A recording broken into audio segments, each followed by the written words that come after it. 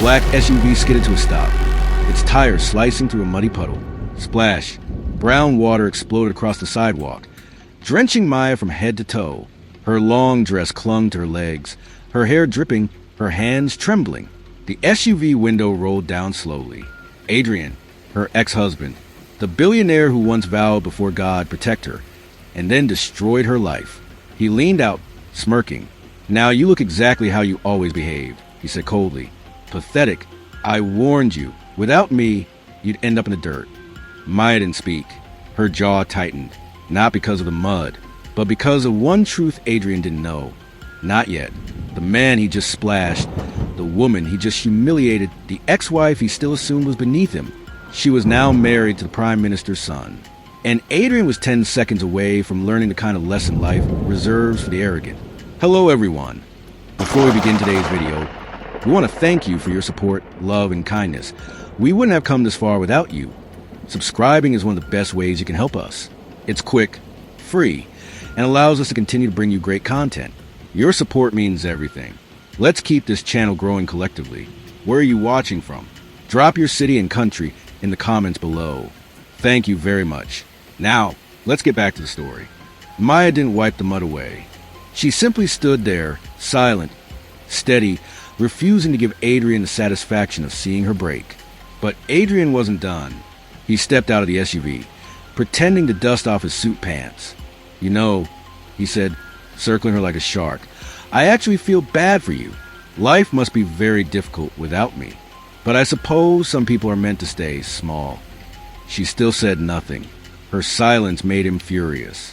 "Oh, don't pretend you moved on," Adrian scoffed. "We both know you came from nothing. No father, alcoholic mother, barely any education. I built you. Everything you had came from me." He leaned closer, lowering his voice. "And everything you lost came from your stupidity." That cut deeper than the mud. But Maya didn't flinch. She would not dignify cruelty with reaction, because the power dynamic had shifted completely. Adrian didn't know. Not yet, but he was about to. Years ago, Maya had been a brilliant young designer from a humble background. She worked 2 jobs, took care of her ill mother, and still dreamed of making something out of her life. Then Adrian entered like a storm. Handsome, wealthy, charismatic, a man who could light up a room and darken a soul. He swept her off her feet, promising support and partnership. But once they married, he clipped her wings. He criticized her ideas, mocked her dreams, called her lucky to be with him, and slowly, deliberately isolated her from the world. His mother despised her. His friends laughed behind her back. And Adrian made sure she believed she was nothing without him. The breaking point came when Maya discovered texts from another woman, Adrian bragging about how easy it was to control her. She left with nothing but a suitcase. He dragged her through a vicious divorce, stripped her of everything, and ensured anyone connected to him blacklisted her. Opportunities vanished. Maya vanished, or so Adrian thought. Now, years later, she stood before him again, clothed in dignity he couldn't erase. Yet Adrian still thought she was powerless. He stepped closer. "Did you come to beg?" he mocked. "Do you finally realize you need me?" Finally, Maya spoke, her voice calm, measured, steady. "I needed you once," she said. "I learned the hard way that some people are blessings and some are lessons." Adrian's jaw clenched. "How dare you speak to me like..." Suddenly, a second vehicle pulled up behind them, a sleek black diplomatic car. It stopped with sharp precision. The back door opened, and he stepped out, a tall man, poised, elegant, wearing a tailored suit that carried an aura of power. His presence alone shifted the atmosphere. Leo Alistair, son of the Prime Minister, respected humanitarian, the man who found Maya when she was rebuilding her life, the man who fell in love with her spirit, the man who married her quietly 2 weeks ago, the man Adrian would have to bow to if he had any common sense. Adrian's face paled when Leo walked straight to Maya and gently placed his hand on her shoulder. No fear, no hesitation. "Maya," he said softly, "are you all right? I'm so sorry I came late. There was traffic." Maya nodded, her expression warm, safe, a stark contrast to how she faced Adrian. Then Leo turned, and for the first time, Adrian realized he hadn't splashed a helpless ex-wife. He had disrespected the Prime Minister's daughter-in-law. Maya, Leo continued, ignoring Adrian entirely. Your father wants us at the luncheon in an hour, and he wants to congratulate you personally on your new project. Adrian blinked. Project? Father? Luncheon? Why was a government vehicle here? Why was the Prime Minister's son speaking to Maya? Like that? Like she mattered? Finally, Adrian stuttered. Wait! What's going on? Leo looked at him for the first time. A calm, controlled, aristocratic disdain tightened his brow. You must be Adrian, he said. I've heard enough. Adrian swallowed hard. This was the first time he felt small, powerless, stripped of his arrogance.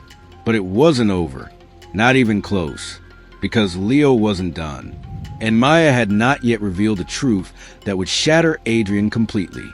Adrian's throat tightened as Leo Alastair, the Prime Minister's son, stepped closer to Maya, shielding her with a natural, effortless authority that Adrian had never possessed. Maya didn't cower. She didn't shrink. She didn't tremble. She stood between two worlds, the one that once crushed her and the one she built herself into. Her voice remained calm. Leo, it's fine, she said softly. Let's just go. But Leo wasn't looking at her anymore. His eyes were fixed on Adrian, cold, steady, assessing. You splashed mud on my wife, he said quietly. You insulted her publicly. And now you're standing here pretending you don't know who she has become. Adrian blinked rapidly. Wife? A tremor broke through his voice. You're what? Leo didn't raise his voice. He didn't need to. His words carried the weight of an entire political dynasty. I married Maya 2 weeks ago, and you will address her with the respect owed to the Prime Minister's daughter-in-law. The color drained from Adrian's face, so quickly it was almost painful to watch. Maya stepped forward not to comfort him, but to face him fully.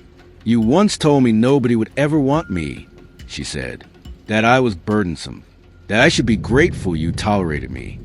Adrian swallowed hard. Maya, She held up a hand. No, you don't get to rewrite what happened. You spent years breaking me down so you could feel tall. You mocked my dreams. You called me a mistake. You cheated, lied, and humiliated me. Her voice remained steady, but her eyes glistened, not with weakness, but with truth.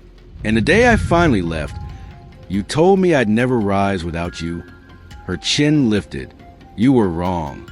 Leo's hand gently brushed her back, a grounding gesture, protective yet never possessive.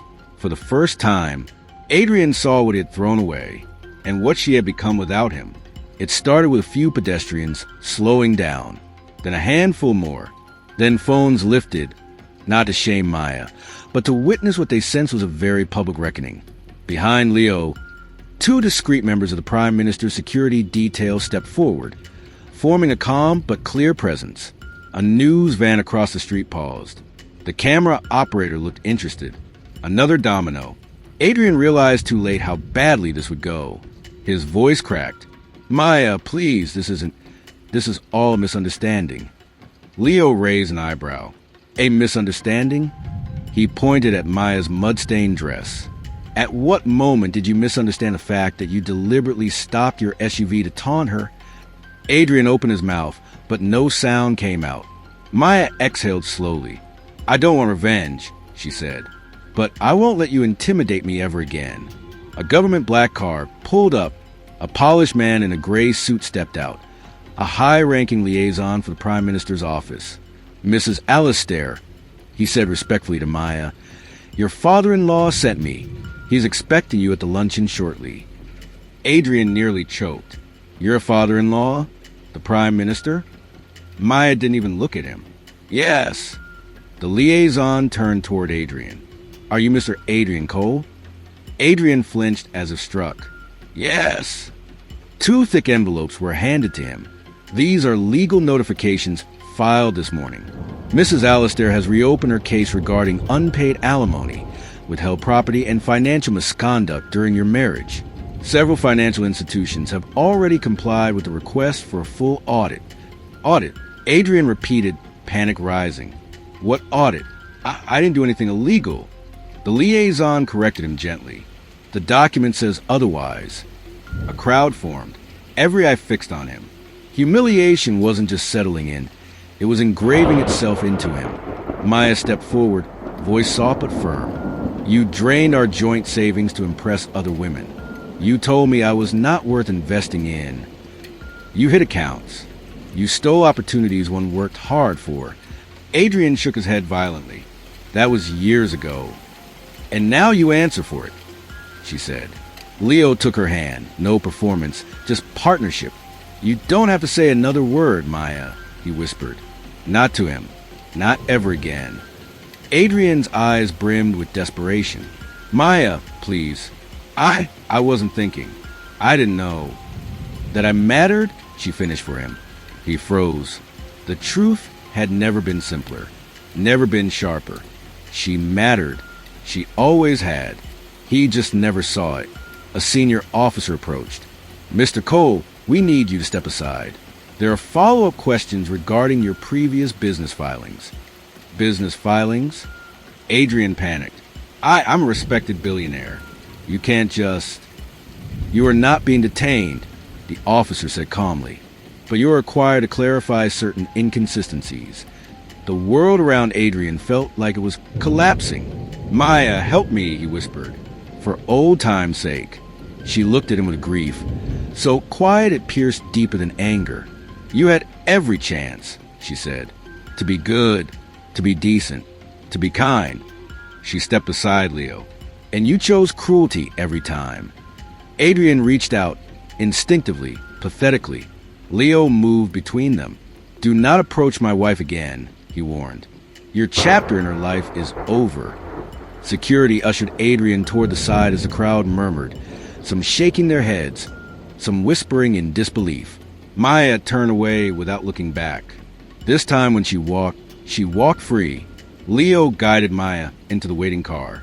Inside, the world felt softer, quieter, held together by gentle hands and mutual respect. Maya's voice trembled. I thought seeing him break would make me feel something. Revenge. Victory. I don't know. Leo took her hand. You feel empty because you never wanted to hurt him. You just wanted to heal. A tear slipped down her cheek. He hurt me so much, Leo, for so long. I know, he whispered. But today you faced your past and walked away on your terms. He brushed a thumb gently over her hand. I'm proud of you. Maya breathed in, slowly, deeply, freely. For the first time in years, the air didn't weigh her down. She leaned her head on Leo's shoulder. Let's go home, she whispered. Leo smiled softly.